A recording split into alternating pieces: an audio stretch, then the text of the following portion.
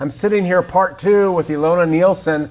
Last week, if you haven't watched it, you should see part 1 because she just lays out the background of her life in what she would call Londonderry. I almost said Northern Ireland, but it's British Ireland maybe. And she just gives some backstory. It's really important to the makeup of who she is with her husband and what's going to happen now as we unfold into life. Thank you for joining me again. So carry on. We left off with Eric making noises and throwing his arms crazy. We left off with you talking about being in the car. You've gone through the endowment, Mormon endowment, which we explained, and you're hearkening back to a time when you used to play in the Masonic temple. And you didn't know what to do. The stake president was called that night. You went in and you had pressure now because you got to get married in 2 days and families coming over from Ireland. And so what happens? So he talked to me and, there was nothing that he said that took anything away, or there was no abracadabra. It was just kind of like, it's a little bit unusual, but you'll get used to it. And to be honest, when you're sitting in there and you love and you trust your parents so much and you look over and you're like, well, this looks unusual, but they love me and they wouldn't bring me into anything that, you know what I mean? That Sure. was weird. And you look over and you see your siblings or the people that are closest to you in the world, and you look and you see the person going to be your spouse, and you're like, well, he went on a mission and you think, well, maybe it's just me, maybe I don't have enough faith, or this is weird, but I will get used to it. You just try and do mental gymnastics to make it okay, to kind of settle your thoughts a little bit. That makes great sense. And just to jump ahead, which we're not going to do in terms of chronology, but those mental gymnastics, did you find yourself continuing to do those throughout your life? Olympian? Yeah, Olympian. Yeah.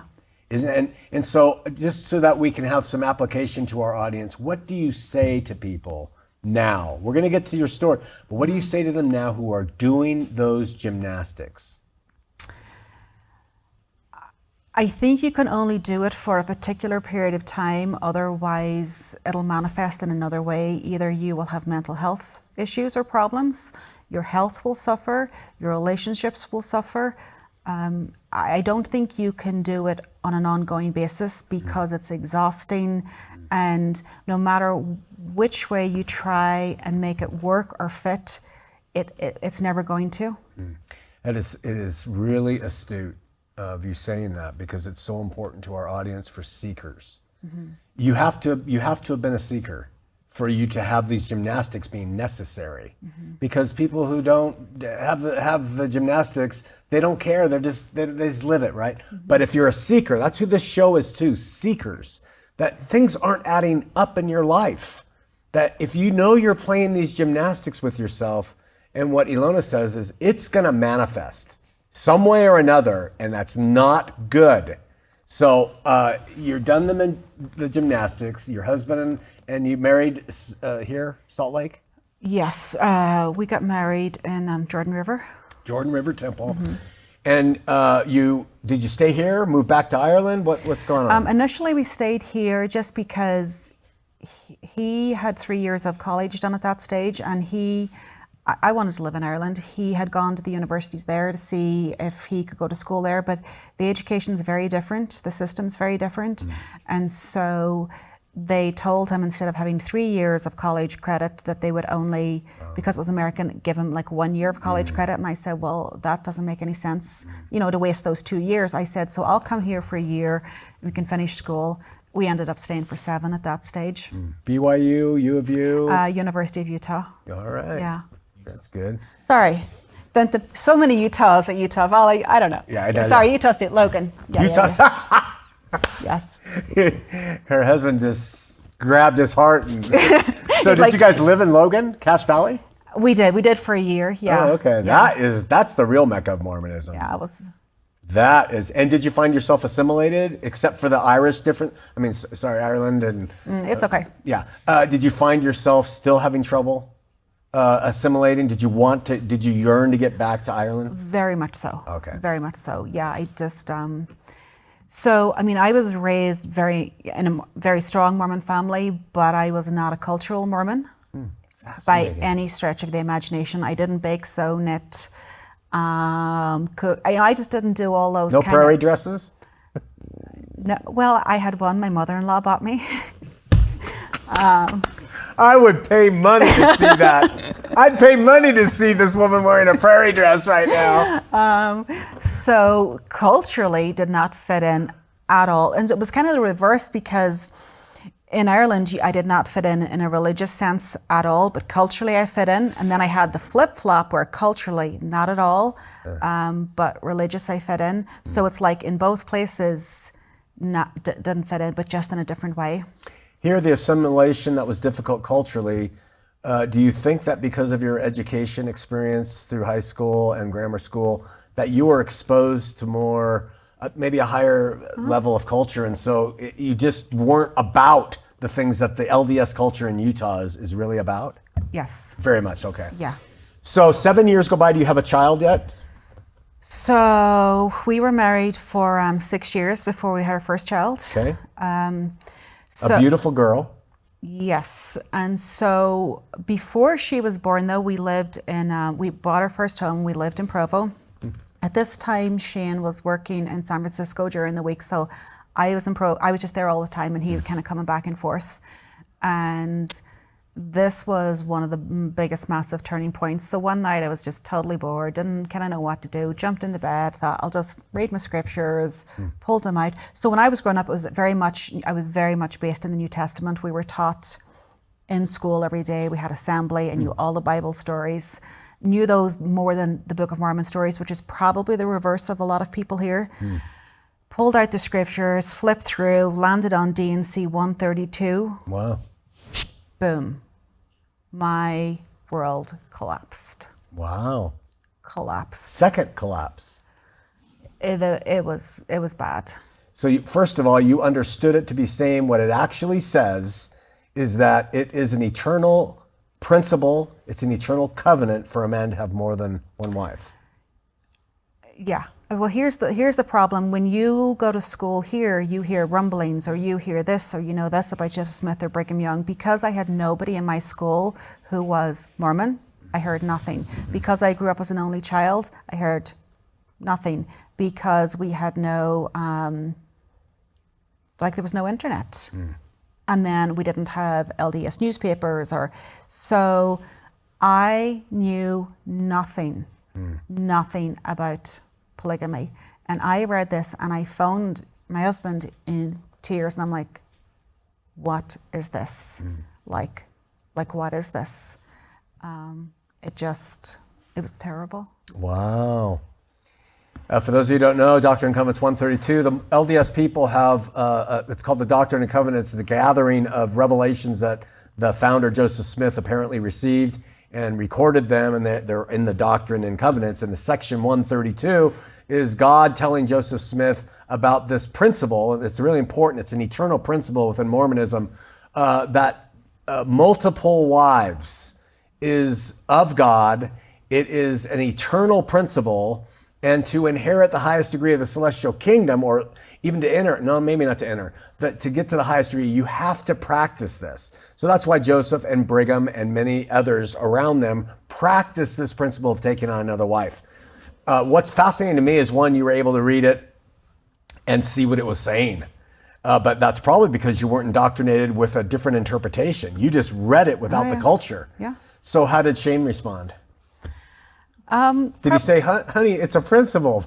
I really don't remember. I know it didn't, it wasn't sufficient. You know what I'm saying? The answer wasn't good enough for me.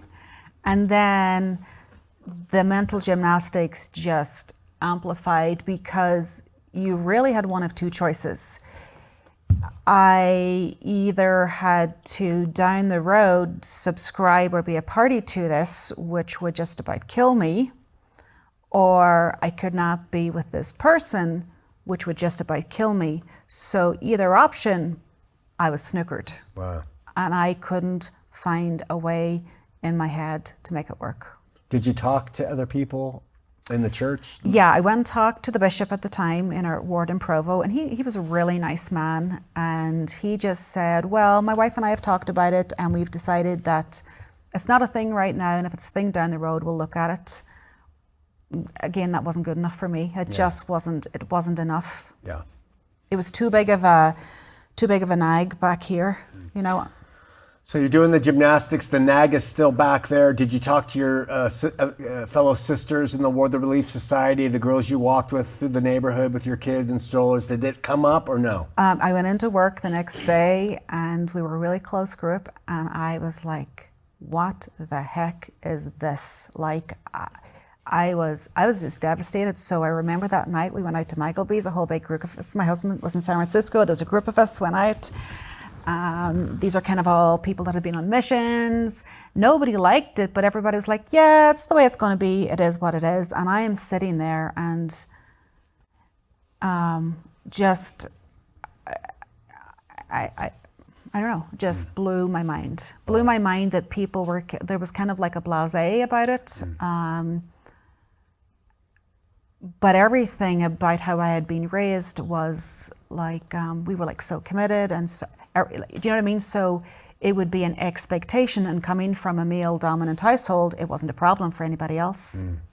So we're going to take 1 second here because I want to stay on this topic for our audience. Sure. So that's plural marriage. Yeah. It is not polygamy because it's really polygyny, meaning that a man takes on more than one wife. It's not that a woman can take on more than one husband. That's polyandry.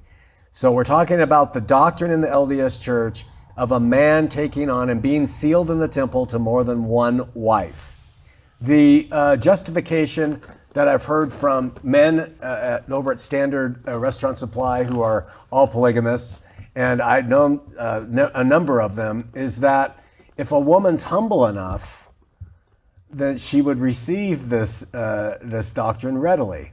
What do you say to that mindset that is prevalent in the LDS mindset? Well, I would say a lot of things. I mean, what's good for the goose is good for the gander. Why can it not work the other way? Why can a woman not have many husbands? Can we go back and forth? What do you mean? Well, they would say, I would say as a polygamist, well, it's because I can father many spiritual children in the future. Well, you can only conceive of one at a time. Well, I looked at the way God populated the earth, and if polygamy was a thing, then the ratio of male to female births would be completely different. It's basically 50-50, with the male birth order being slightly greater than females. So if it was really a thing, then there would be 7 females for every male born. So why was the birth order not like that? So it's interesting that your defense of that ridiculous rhetoric that I just spouted is if God was behind this. You say if God was behind this, then. And that's a great way to approach these things, is if God, who is love, is behind this, then. And so I wanted to bring that out. There are people in the church today, LDS church today, faithful today, not practicing polygamy, but accepting the principle, and even some who are practicing it, and it's really important to understand this, because when their physical wife dies here on earth, they can marry another sealed for time and all eternity. So the principle remains, and the Mormon church has never renounced it. They won't renounce it because it comes from the prophet Joseph Smith, and it is an eternal principle. You got to understand that. So what happens? Maggleby's, I can't believe you mentioned that restaurant. You have dinner, you go home, you're having more children now, life. Then we moved to Florida for a couple of years with Shane's job. But the plan was always going to go back to Ireland. And by this stage, I was kind of looking to be around my mom and have her help me with my kids. So we go back, but I was having my second child at this stage, and I was really headed really into awful anxiety, like awful, like just awful. And I think that was magnified by having only brothers and a very strong, my mother was really submissive and quiet, and my father was very strong, and he would say things like, well, what's the problem with it? I don't see the problem with it. And I'd say, because you're a man, you don't see the problem with it. So just getting just not doing very good, because I was 4,000% in, totally believed in Mormonism, and so I think I was just grieving that, well, this is eventually what it's going to have to be. So jobs in the church, you and Shane, up to this point with the children being born, moving to Florida, did you have responsibilities? Most people do. Well, like in Ireland, you never really have one calling, right? You have 3 or 4. It's just the way that it goes. So we moved back there. I was pregnant with my second child. When she was 4 weeks old, he was called as the branch president. Wow. We had just started a new business, or he had started a new business. I was the seminary teacher, so like on paper, we are all singing and dancing. And the gymnastics you're doing, they have to be popping up, but they're especially there with plural marriage. And did you ever broach that subject with the students, or? No. It was honestly, it was too painful. I stayed away from it. I couldn't look at it. But at one stage, I was really, really struggling. So on the outside, we looked perfect. We had a very large home. A lot of people in Ireland don't. We had branch president. We had prestigious vehicles. We had exotic holidays. Business owner. We looked like everything was great. But underneath, I was crumbling, and he knew I was. And so at the time, Hinckley was the prophet, and he wrote a letter, because then he went into the High Council. He wrote a letter to the prophet, and he said, my wife, I really love her. She's really struggling. 2 big things she's really struggling with are polygamy, which she feels like it was a political move, that they moved out of it, and blacks in the priesthood. He said she cannot reconcile because you're a female or because of the color of your skin that you would be treated any differently. So he actually wrote a letter. He wrote to the prophet for me, yeah. What happened? So the letter came back in, and so we have like post box actually in your door, and it plops onto the hall floor, and I see it sitting there, and my heart was pounding, because I'm like, whatever he says in this letter, this could be the make or break of me. And we opened the letter, and it said, in a nutshell, it said, you need to get a testimony. Oh, it's so reprehensible.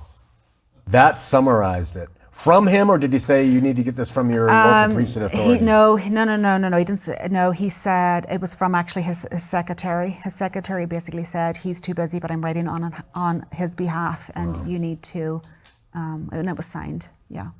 Unbelievable.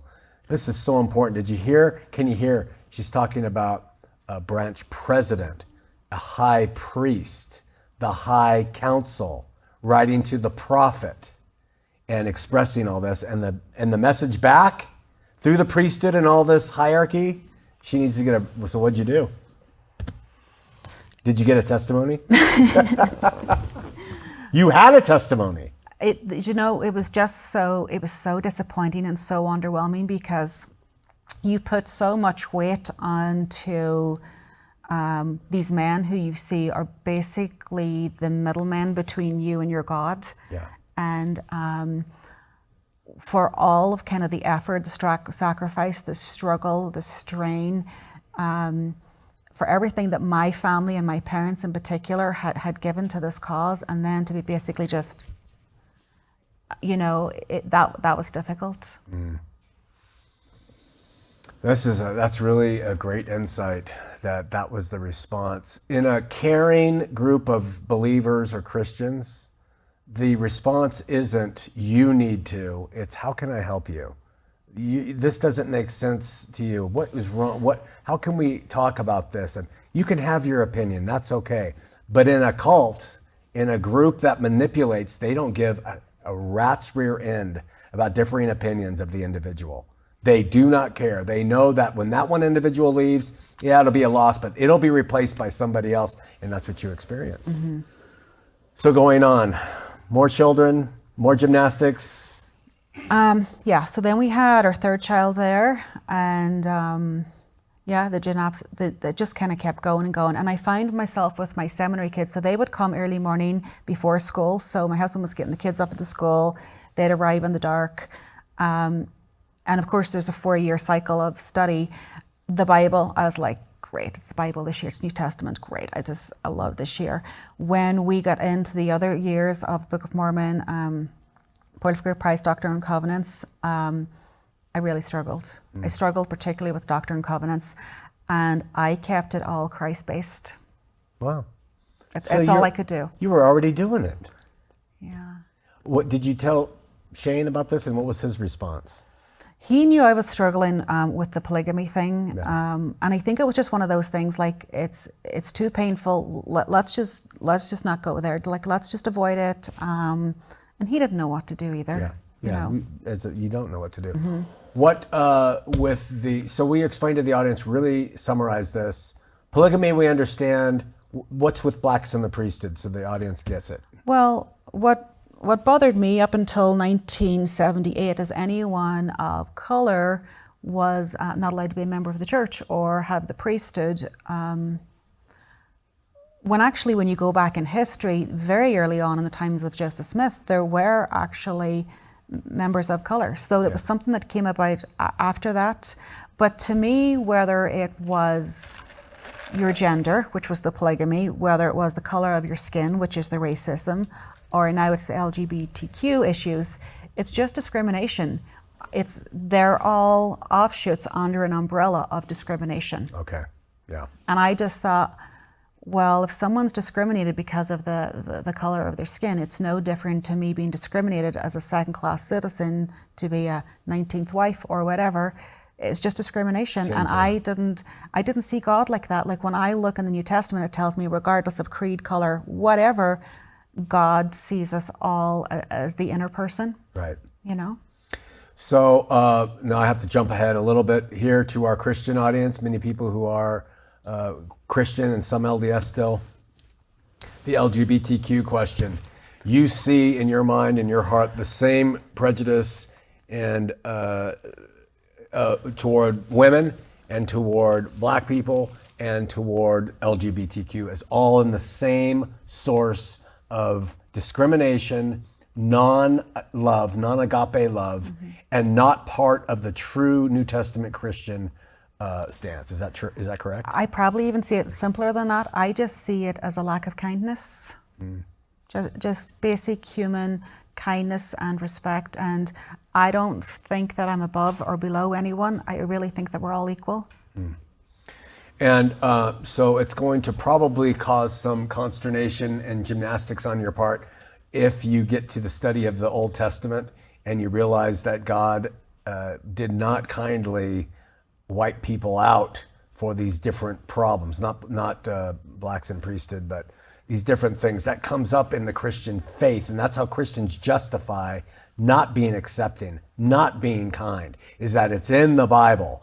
So just as a preface to the gymnastics that may come in your life, how do you see that now? That the Christians too embrace some of these prejudices and this lack of mercy. Well, I can't really answer for anybody else, but for myself, I watched my dad. I was in the room with my dad when he died 2 years ago, and everything changes. Your perspective of the world changes when you see somebody that you love, leave this earth. And I just really felt like we all have a responsibility, but I have a responsibility. I believe someday that, that I'm going to move on, like you talked about. We're all going to move on.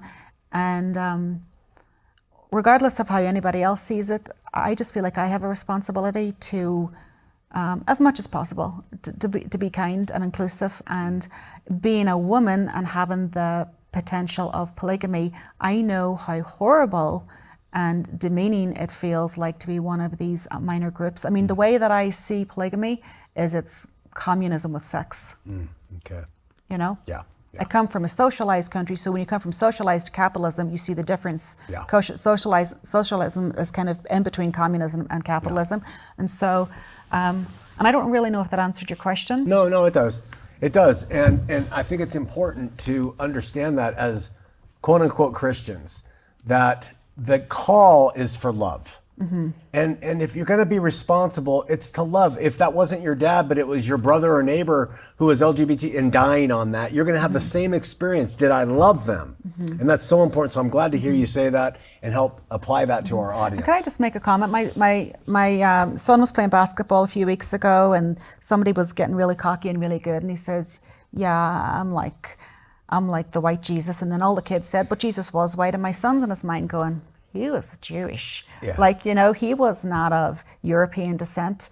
Yeah. And I've even said that to my mom. I said, "Mom, what would that be like? Like, Jesus had the darker skin, the dark features, the dark hair coloring. Yeah. He was not of Caucasian descent." And there's just silence. Wow. Yeah. All right. Have we had Lucy yet? No, she's part of the... Well, let's get into Lucy. Now, those of you who come to campus or listen to campus, there's only a handful of you. This is Lucy's mother. Now, Lucy, I mean, she's become an icon here. I'm sorry. She's become an icon here.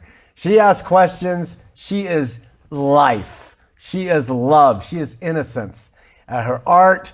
Tell us about how Lucy plays into all this. So we had 3 kids when we came. So we were in Ireland. Everything was going, fairly good financially, business-wise, all of those things. Our eldest child was finishing what we call primary school, is your elementary school. We were in a position where we could move if we wanted to. So we decided kind of to give our children the best opportunity possible that we would move to Zion. And we wanted to go full Monty. And we went North Utah County because, in per penny, in per pound, we were just going for it. Wow. So we moved to North Utah County, and I had wanted another child. I had got very sick in my pregnancies. I was usually in hospital from about week 7 on a IV, dropped 20 pounds. I didn't do it well. It doesn't come easy to me, So Shane was kind of against it. I thought I was very polite to even, ask him, but anyway, I did.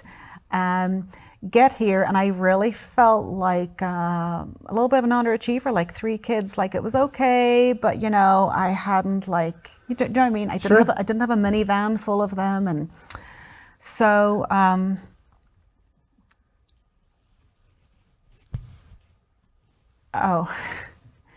sorry. Before we left Ireland, my dad was very, very sick. I'm sorry, this is jumping about a wee bit. It's good. He was very, very sick, and I was a massive planner. We always kind of planned 5 years ahead, and we knew we were going to move back. And he had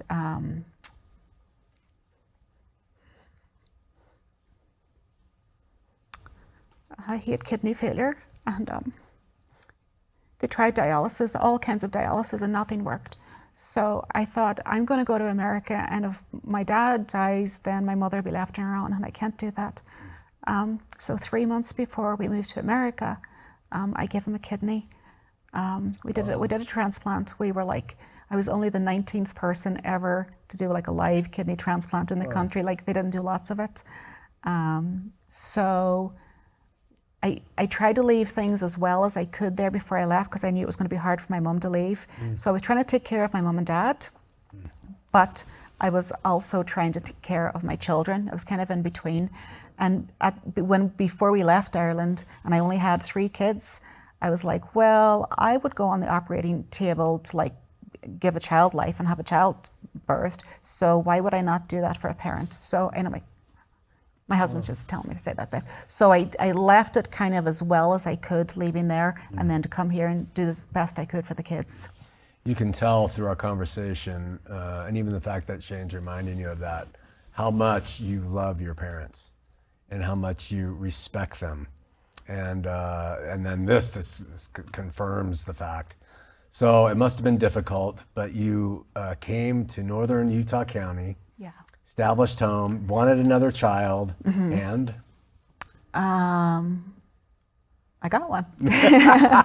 So we moved into what I would call a super Mormon neighborhood. I called it like the Truman Show. It was beautiful, beautiful gardens, beautiful manicured. Good afternoon, good morning, good afternoon, good evening. All the children were fabulous. They were all concert violinists. They were pre-Olympic sports programs. And I was just trying to kind of keep my head above water. So I decided that I wanted to have this kind of last child. And she was, I guess, kind of like me, because now I had these kind of 3 bigger kids that were all off to school, incredibly inconvenient because my life was kind of in a nice place. My husband was at work all day, 3 kids were at school, and I have this little baby. And for the first 3 years of her life, she slept 16 hours a day. For some reason, I believe that about It's Lucy. the truth. She slept. And so what I couldn't, like, I was kind of housebound. What the heck could I do? I'm like there all day. My house was clean. Everybody was out. And so I decided, I have this time in my life that I didn't have with my other children because I was really busy with the 3 of them. And I decided I am going to be the best Mormon that I can be.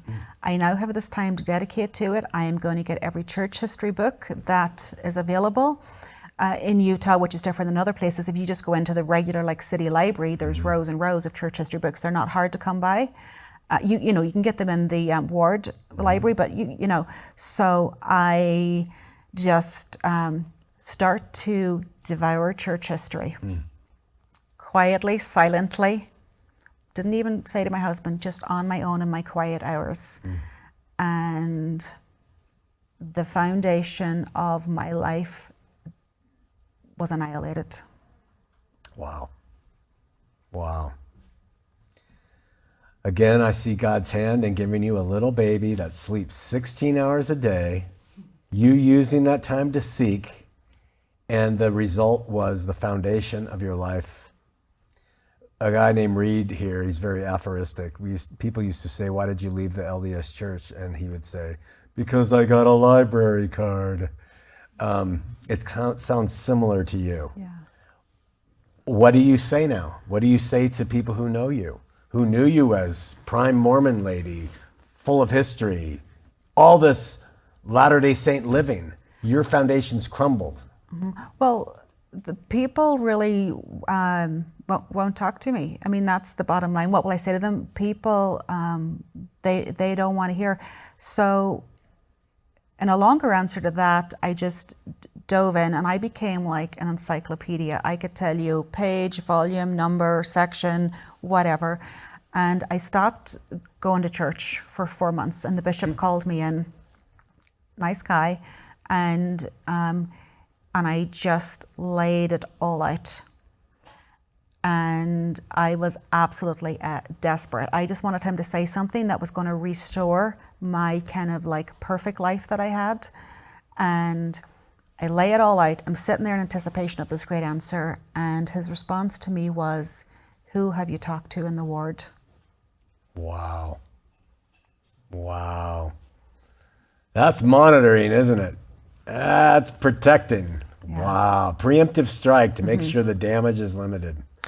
So he did not, or he said he did not know most of the things that I was talking about. So he said, I need to get you someone to speak to. And I said, great, I welcome it. Who is there somebody in the ward? There was somebody in the ward that everybody kind of thought was the person that was like, they knew everything. He said, no, I don't want you talking to him. He said, I'll get you someone. So he came back and arranged a meeting for my husband and I to meet with a church historian, one of the authors of the Joseph Smith papers. Wow. So we got an audience with him. We went into this meeting. There was the church historian, the bishop, me and my husband. And I went in with a stack of papers, probably this deep, and I just spread them out on the floor. And I thought, okay, if there's answers to be had, I'm having them tonight. And I said to the church historian, you know, where will we start? And he said, well, where would you like to start? What topic? And I said, let's begin with biblical Christianity. And he said to me, well, I don't know that much about the Bible.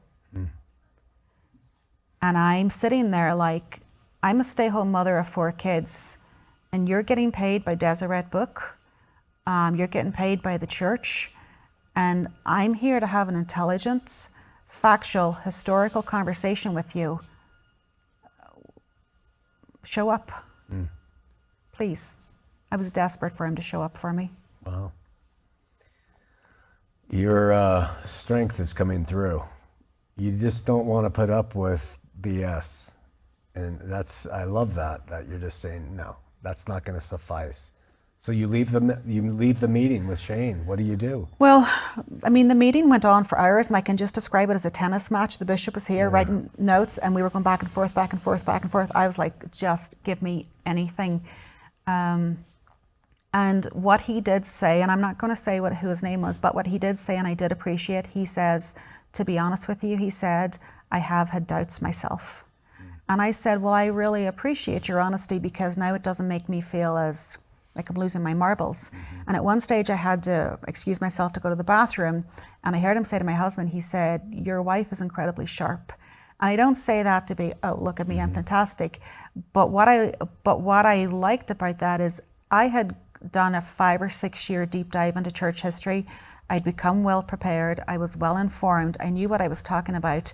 And so it was good for me to know that he recognized that I wasn't just, I didn't even touch polygamy on that conversation, because polygamy is so top line. I was like, Book of Abraham, let's go. Right? Wow. Kinder hook plates, let's go. Wow. William and Jane Law, let's go. That was one of my things. Like, there were 3 Irishmen involved in this whole story with Joseph Smith, like 3 countrymen, and I'm like, let's go. William Law, who was one of Joseph Smith's counselors, who had the Expositor, the newspaper that was going to print. Joseph wanted William's wife Jane as a wife. William was from County Tyrone, which is the county right below us. William Law was heavily involved in, because the Expositor was burned down, that's why he was put in prison. Sure. Cyprus, who was another Irishman, he was the one who gave Joseph the pistol in Carthage jail. Wow. And then Michael Chandler, who was the traveling salesman with the mummies, he was also an Irishman. So I'm like, okay, I'm rocking up to represent people from my country. What can you tell me? And I just went home basically empty-handed. It was like the letter that we had sent to the prophet. I just came home and I'm like, I am seeking answers. Like, my life depends on it. And the thing that was really hard is we had given up our culture, our country, our beautiful home, our businesses.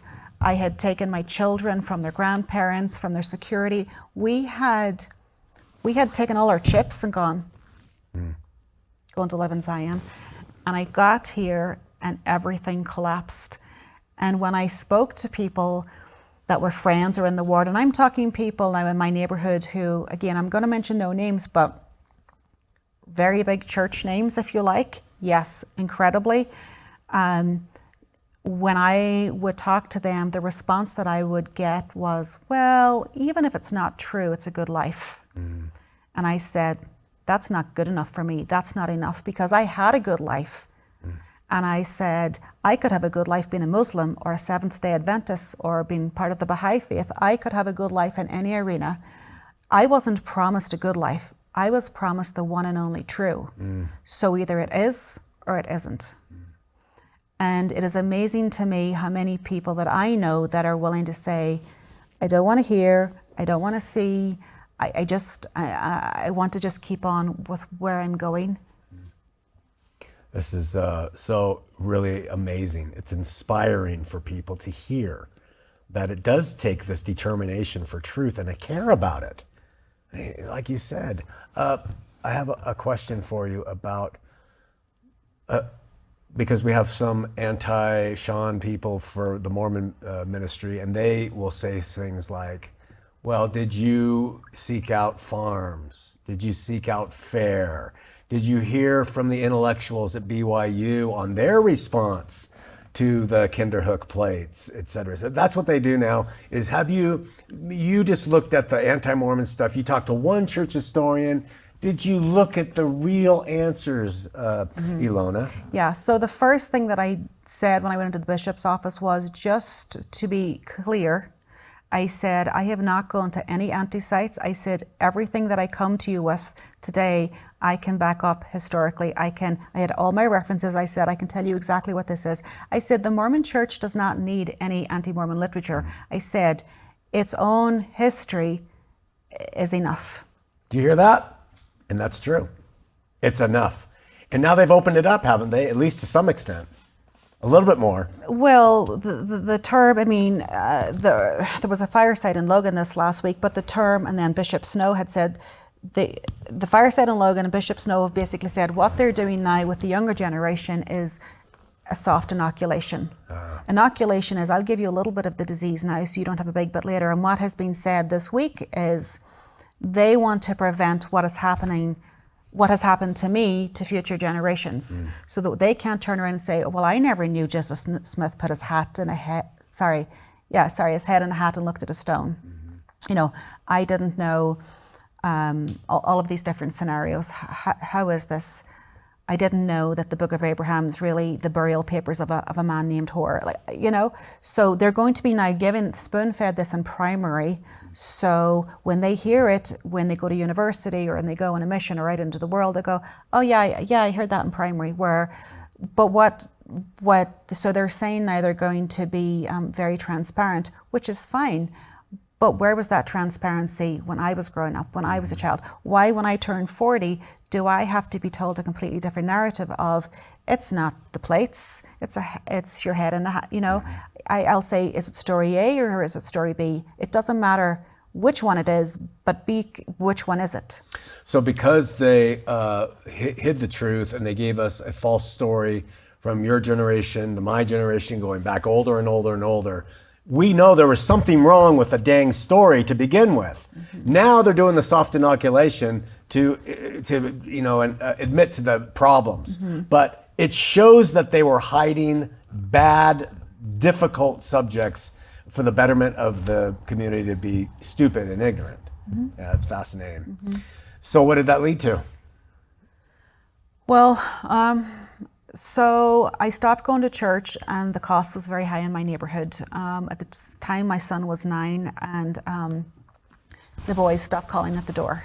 So there's a silent, quiet, unspoken set of rules that you must have to kind of be accepted where I lived, and I just thought, are you kidding me? I have already uprooted this child from his country. I have already asked him to leave his friends. I have already given everything up for this.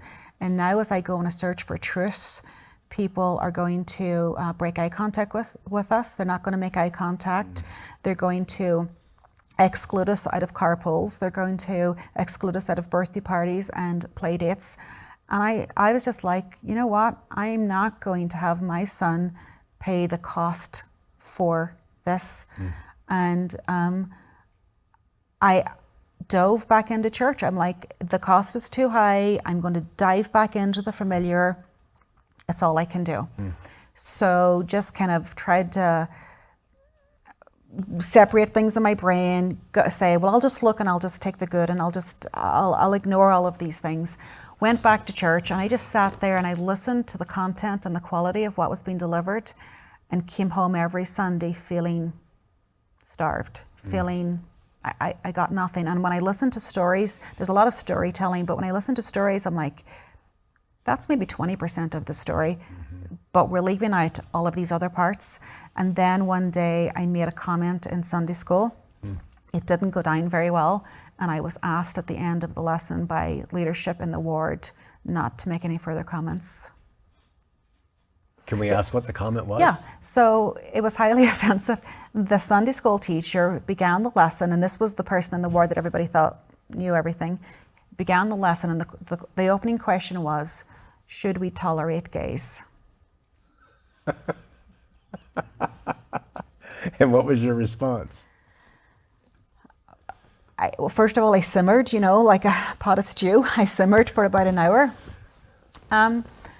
I just said, nobody knows what is down anybody's path. It's okay to sit here in a room full of heterosexual people and pontificate about what's right and what's wrong. And like even the verb tolerate, did Christ tolerate anybody? Yeah. Like, let's throw tolerate out. Let's bring love in. And I explained that my husband had an employee who was gay, explained who he was. He was of a very high-ranking LDS, everybody would know the name. And I was told that I should not be making any comments, I should not be speaking. But here's the thing, is the bishop's wife was beside me, and she said in my ear, she said, thank you so much for saying that comment. She said, my brother-in-law is, and then this elderly lady was on my other ear, and she said, She says, my grandson's gay. And so there were people sitting in that room that were quiet and that were probably hurting and in a lot of pain on the inside. And to sit here and listen to other people speculate whether this group of people were worthy of God's love, it was, to me, it was discrimination again. Yeah. And in your estimation, you can't know this probably, but in your estimation, how many people are sitting in the LDS church or other churches and hearing this rhetoric and in their minds are saying, I'm just going to be quiet, but I do not agree with the standard answer. Do you think it's more than we think, or do you think people are, yeah, that's right? I think people are waking up at an increased speed more than ever. Yeah. So if you took an aerial view of our home that we lived in and you drew like a triangle out of 7 homes, there's 4 homes that are similar situation. Now, I was the one that was more, people started to kind of know it in the ward and people would kind of come to me, and then I kind of got to the stage, listen, if you really want to know, you kind of have to do your own research. You know, it's kind of I didn't want to be anybody's reason. If anybody was really curious, they had to kind of come to it themselves. But it is it's massive. Yeah. They have to come to themselves anyway, don't they? Because no matter what you tell them, they still have to come. Yeah. And that's why when you've arrived, it's really tough to give everybody the answers. You just got to let them decide. Yeah. So what's happened now? How's the time, Seth? 15 minutes left. So what's happened? What did you do? What's happened? Because not suddenly, but I think when we met you here, when you were kind of figuring it out, maybe that's when you went back because of Noah and you said, okay, I'll just go. What's happened? Well, I didn't tell my husband for 1.5 years. Then he was afraid. He knew something was wrong, didn't really know what it was. I went to him and I said, if there was any other area of our marriage that I was struggling, you would help me. I said, I'm going to write a few titles on a Post-it note, give them to you, and if you could just even have a discussion with me. So give him those topics, polyandry, Book of Abraham, kind of all the usual things. And then I did a lot of crying. I knew the children knew something was wrong. So one Sunday morning, we were sitting at the table having breakfast. I'm just sobbing. The children are starting to get worried. They think maybe we're getting a divorce. They don't know what's happening. And my eldest child was 16, and I just told them, I said, this is where I'm at. And just struggled for a few years because it was not a light thing, it wasn't disposable. I just couldn't throw it in the garbage like every part of my life, you know, as far as education, where we live, number of kids, like every decision we made was based on this. So it was really difficult to kind of make my own decisions and think for myself. So then one Sunday, my second daughter, we're having dinner at the table, and my second daughter said, she said, my first daughter had something to tell us, and I'm like, uh-oh. And she said, yeah, she's too nervous to tell you herself. And I'm like, oh, great, here we go. What is this? I'm like going, you know, worst case scenario. And she said that our eldest daughter, Alexa, she said she's seen the dentist, she's seen the stake president, she's seen the doctor. Yeah, everything's done and dusted. She's going on a mission. And the hard part of that is my eldest daughter is she's a really good rule follower, if you know what I mean. Sure. Yeah, just give her the set of rules and she'll do it. And what was hard for her is she was raised a particular way, and she was kind of only doing what we had expected of her growing up. It's very confusing for kids. So, have I gone off on a tangent? I feel like I have. You haven't. So what really happened is I felt like I was kind of keeping inside me like a dirty secret, like I was nearly living a double life. Like to the community, I seemed one way, but inside I knew how I really was. And like, I think we talked about this earlier, you cannot do that long term. And I started to have health issues. And I went to the doctor again and again, and he said, physically, you are fantastic, super healthy, blah, blah, blah. He said, but you were under so much stress. He said, if you don't sort it out, these symptoms that you have are going to kill you.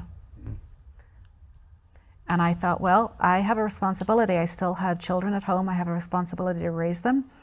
and I feel like I've already sacrificed so much. And I remember I would cry myself to sleep often, and I would just sob and sob and sob. And I didn't have any big spectacular prayers, but what I would just say is, I would just say, Jesus, I am lost. Can you find me? And did he? When did that happen, and what does it look like? It happens when you realize that basically your whole world has fallen apart, and you try to do it your way, and it's a mess, and it's failing, and everything is difficult. And I just said, I just said to God, I have tried to do it my way, what I thought was, or I was told, or programmed, or whatever. I have tried to do that, and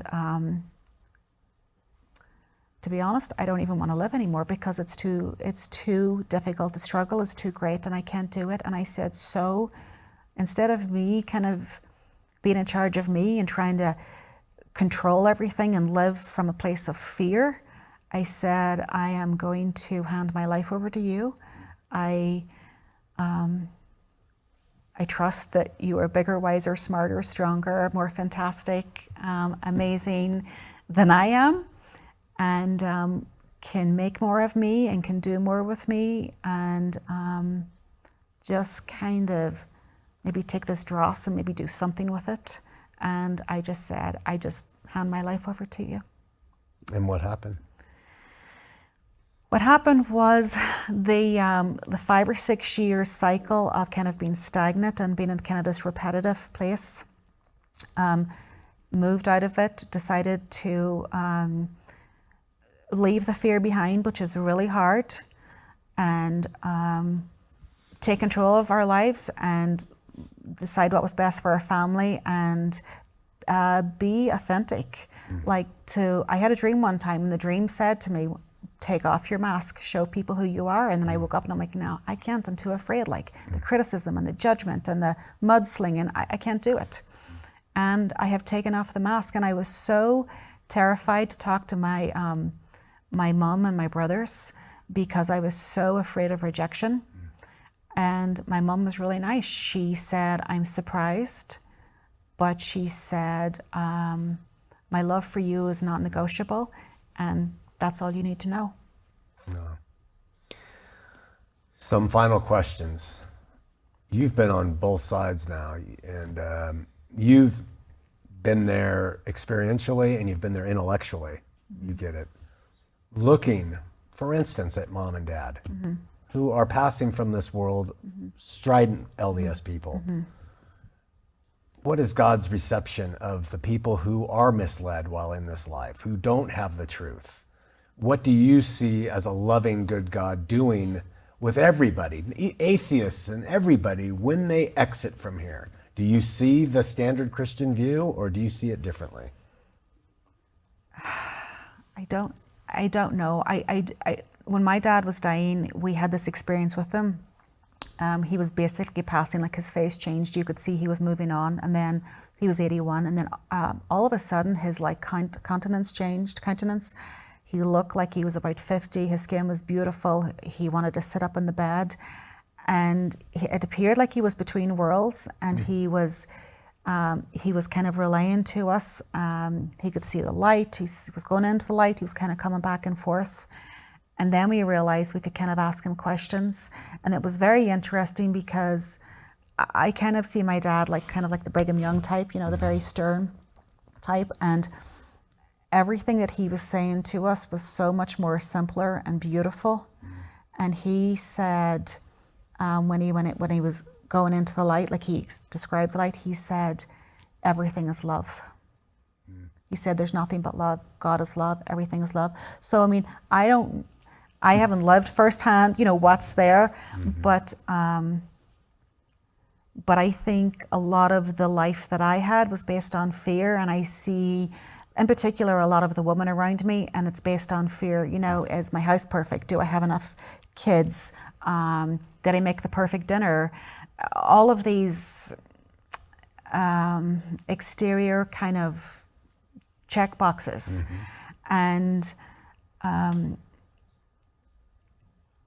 I think they're really distractions from the simplicity of God and of love. And I don't know. And I don't know if that answers your question. It does answer it. And would you then suggest, as we wrap it up, Iilona, that things get in our way, religion, false doctrine, lies, and all that. But in the end, the benefit of finding the truth now is to be liberated from that and to know him here now rather than waiting to really know him then. Would you agree with that assessment? I heard the term free in Christ from my friend Tammy. And I used to think, what does that mean? Like free? What kind of statement is that? And I was like, I don't know what she's talking about. I was so bound down by basically failure, like you have not done your family history, you have not done this, you have not done that. And now that I have kind of given up all the noisy distractions and said, actually, there's going to be no middleman or middle woman or middle anything between me and my God. It's him, it's me and him. When I cry out in the middle of the night, I don't cry to the home teacher, I cry to my God. And so when you kind of relinquish all of those things, it's terrifying. But then you go over here and you embrace, and I now feel a freedom that I have never felt. And one of the things I think is really hard is in this community, a lot of people have taken God and Mormonism and kind of put it in a ball. And what happens is when they come out of Mormonism, they take the ball and they dispose of it. And for me, that was never going to happen. I grew up, I was exposed to the Bible every day. We had a minister come in every Friday to school and teach us. We had assembly every day. My husband had an upbringing where he spent some time in Europe and was exposed to biblical studies as well. And so I think that stood to us as adults. So the seeds were planted early. So my God was never being thrown out with everything else. Wonderful. So in conclusion, especially to our women viewers, and especially to LDS women, and even anybody trapped in religion, what's your final message to them? What would you suggest to anyone who feels like they're doing mental gymnastics to stay afloat? Yeah. So I think that's really great, because we know in Utah, like, it's the highest rates of anxiety and depression, right? So what those really do is they numb the brain from the inner voice. So we have our inner voice, that's us, that's the authentic us, that wants to speak out, that seeks for truth and, wisdom. And then we have these set of rules, or whatever you want to say, that are over here. They set up, like polygamy, we'll just go with that for example. And we have this and this and this, they don't meet up. And the only real way for peace is to really give that inner soul a voice, or to listen to it, to really say, if I'm doing this over here and it's causing me so much angst, internally there's something that's not fitting together.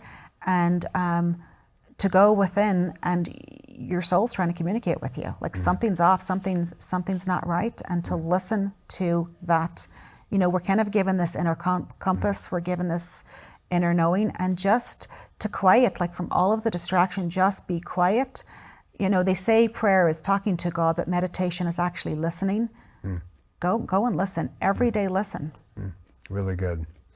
Can't thank you enough for these 2 hours. Super beneficial to people who are seeking, and your witness is incredible to, I could echo your sentiments about how you got to take off the mask, you got to be authentic, you got to let him come in, and peace comes and reigns. And it's just such a beautiful message with anyone who shares it.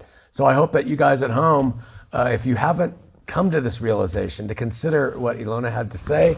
And we will see you next week here on Heart of the Matter. Good job. Thank you. Really good. Fantastic. Danny told me you were nervous. I didn't see nervousness. I saw articulation. I saw flow. I saw chronology. I saw no rambling. And I found inspiration, didn't you? She did great. See? Oh, thank you. Yeah, Thank you. really good.